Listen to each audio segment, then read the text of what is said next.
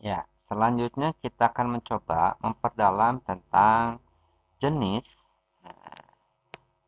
jenis gaya gesek dan cara perhitungannya.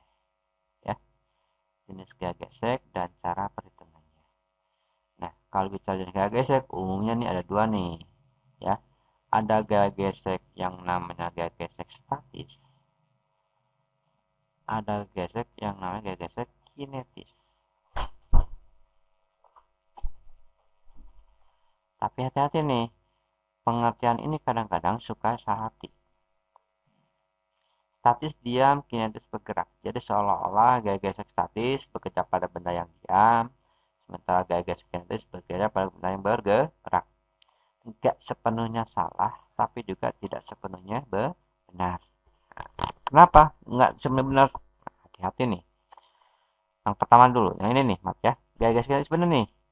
Gaya gesek kinetis itu adalah gaya gesek yang bekerja pada benda yang bergerak.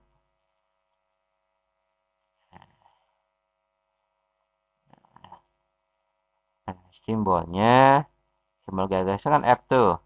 Karena kinetis, huruf awalnya K, berarti ini F, K. Nah, kalau gaya gesek statis gimana? Yang betul, simbolnya Fs. Tapi hati-hati, jangan sampai kalian artikan kalau gaya gesek kinetis bekerja pada benda yang bergerak, berarti gaya gesek statis bekerja pada benda yang diam. Hati-hati, nggak sepenuhnya benar itu. Ya, nah, nanti kita lihat nih, ya. Nah, pertama, ini. Kalau ini simbolnya FK, ini Fs. Nah, secara umum, nah, gaya gesek ini punya rumus secara umum, itu adalah mu dikalikan n, di mana mu-nya ini dikenal sebagai koefisien gesek, ya, dan n-nya kita kenal juga sebagai gaya apa? Gaya normal. Ingat, ya. Gitu. Yang bersama, berarti Fs-nya ini, kalau F doang, itu kan mu dikalikan N. Kalau S, ini ya mu S. Gitu. Kalau FK, berarti mu juga dikalikan N. Karena kinetis PK ini pun pakai K juga. Gitu. Ya. Nah, sekarang kita contohnya. Ya, contohnya. Misalkan ya, yang standar aja lah. Yang standar kayak tadi kita punya benda yang kita simpan pada lantai datar. Oh, ini kurang bagus ya. Nih, misalkan. Alhamdulillah, Masya Allah. Nah, anggap aja lurus ya.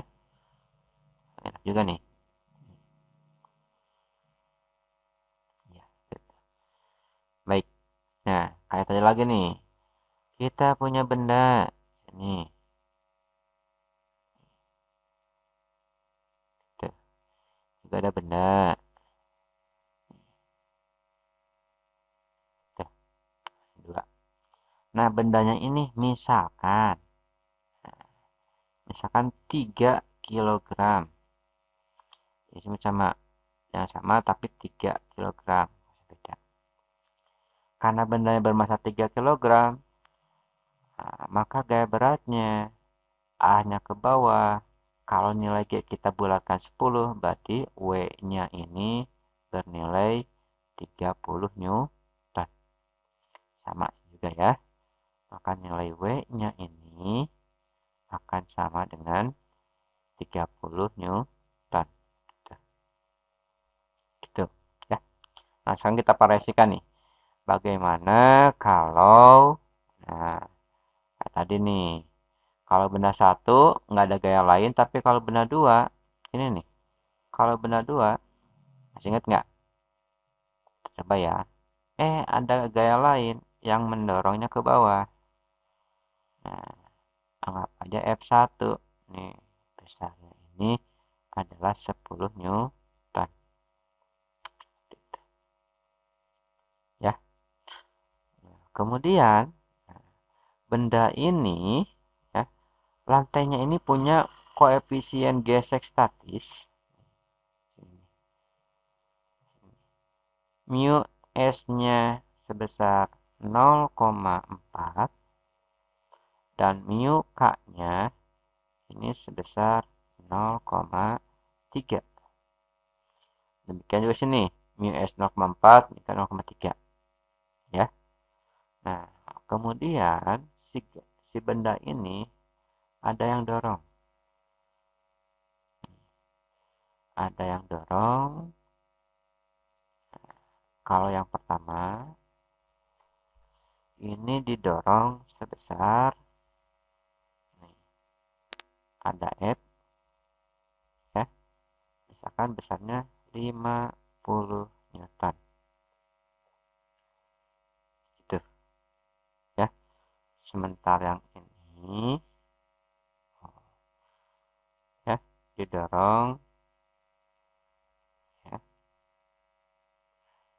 dengan gaya yang sama juga. Misalkan F adalah 50 Newton. Gitu. Masalah sekarang, berapakah yang pertama? Berapakah besar gaya gesek masing-masing sistem ini? Kita batasi aja dulu ya. Baik. Nah, kalau ditanyakan berapakah gaya geseknya, F-nya berapa di kiri, juga berapa F di kanan. Gitu. Nah, secara umum, kita tahu bahwa F itu kan mu kali N ya, atau mu S kali N.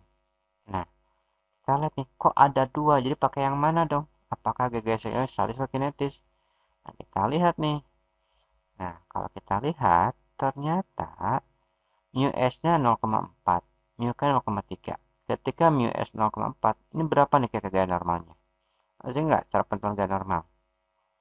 Ingat ya? Mudah-mudahan. Berarti kalau W-nya ke bawah, gaya normalnya ke atas, maka untuk kasus yang sebelah kiri, yang sini, sistem ini, gaya normalnya itu 30 Newton. Ya nggak? Kan nggak ada gaya lain yang bekerja. Yang ke bawah 30, sementara benda diam, berarti yang ke atas pun harus 30. Bisa ya? Nah, kalau gaya normalnya 30, kita gabung ke sini nih. Gaya normal 30, mu S-nya 0,4. Berarti, nah, untuk kasus yang ini, maka besar gaya gesek statisnya, itu kan berarti mu S dikalikan N.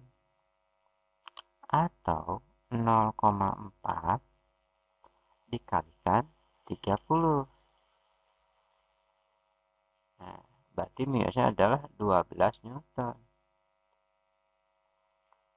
Apa artinya nih? Ini artinya, kalau kita ingin menggerakkan benda ini, minimal dibutuhkan gaya sebesar 12 Newton. Ya? Jadi angka 12 Newton ini mengindikasikan bahwa kalau kita ingin menggerakkan benda ini, gaya yang diberikan mendatarnya ini minimal harus 12 Newton. Nah, di sini gimana besarnya? Ternyata 50 Newton. Lebih gede kan? Nah, kalau lebih gede, bergerak nggak kira-kira? Minimal buat bergerak 12, ternyata yang dikasih 50. Gede dong. Berarti benda ini bergerak. Nah, kalau benda ini bergerak, maka gaya gesek yang kita kenakan adalah gaya gesek kinetis. Nah, berarti sini ya, F-nya itu adalah F kinetis atau Fk. Kalau Fk, maka koefisien gesek atau mu-nya ya mu K yang dipakai 0,3 ya. Di sini mu K dikalikan N atau 0,3 dikalikan berapa? 30. Dapatlah 9 Newton. Saya. Nah, kalau untuk kasus yang kedua, kira-kira sepakat nggak kalau kita tulis bahwa N-nya ini adalah 20 Newton? Ya, normalnya. Coba. Betul nggak? Betul ya? Nah, salah. Berapa? Oh, 40. Iya, betul, 40. Kenapa? Ke bawah 10 tambah 30. Maka ke atas pun harus sama totalnya yang ke bawah. Nah, 10 tambah 30 kan 40 tuh. Berarti gaya normalnya pun sama, 40 Newton. Ya. Nah, kata lagi, gaya statisnya berapa? Ya udah, berarti 0,4 dikalikan 40.